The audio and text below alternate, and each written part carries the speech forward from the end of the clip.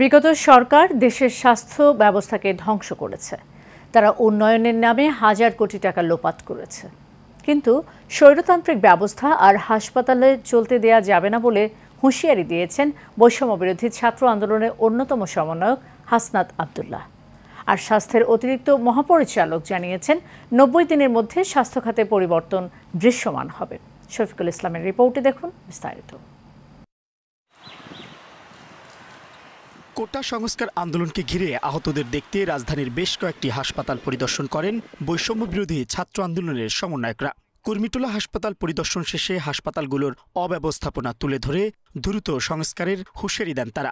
বিগত সরকার আমাদের এই স্বাস্থ্য খাতকে জানাজা করে দাফন কাফনও সম্পন্ন করে দিয়েছেন। এই ভঙ্গুর যে স্বাস্থ্য খাতটি সেটিকে আবার পুনর্জীবিত করতে হলে আমাদের ইনক্লুসিভ বিভিন্ন ডিসিশন প্রয়োজন, ইনক্লুসিভ পলিসি অ্যাডপশন প্রয়োজন। হোক সরকারি হোক বেসরকারি হসপিটালগুলোতে যেন যারা আন্দোলনকারী রয়েছে, যে বয়সেরই হোক না কেন, আন্দোলনকারী যারা রয়েছে ঢাকার হোক ঢাকার বাইরের হোক, সকলের এই চিকিৎসা ফিটি যেন মওকুফ করা হয়। এ সময় স্বল্প সময়ের মধ্যে জনমুখী স্বাস্থ্য খাত গড়ে তোলা সম্ভব বলে আশ্বাস দেন স্বাস্থ্য অধিদপ্তরের অতিরিক্ত মহাপরিচালক অধ্যাপক ডক্টর আহমেদুল কবির। আপনাদের সবার একটু ধৈর্য ধরতে হবে, ওভারনাইট চেঞ্জ হবে না। অধৈর্য না হয়ে আপনারা অপেক্ষা করেন, যার যার জায়গায় সিনসিয়ারলি কাজ করেন, পরিবর্তন আসবেই। এদিকে কোটা সংস্কার আন্দোলনে আহতদের চিকিৎসার ব্যয় সরকার বহন করবে বলে এক প্রেস বিজ্ঞপ্তিতে জানিয়েছে স্বাস্থ্য ও পরিবার কল্যাণ মন্ত্রণালয়।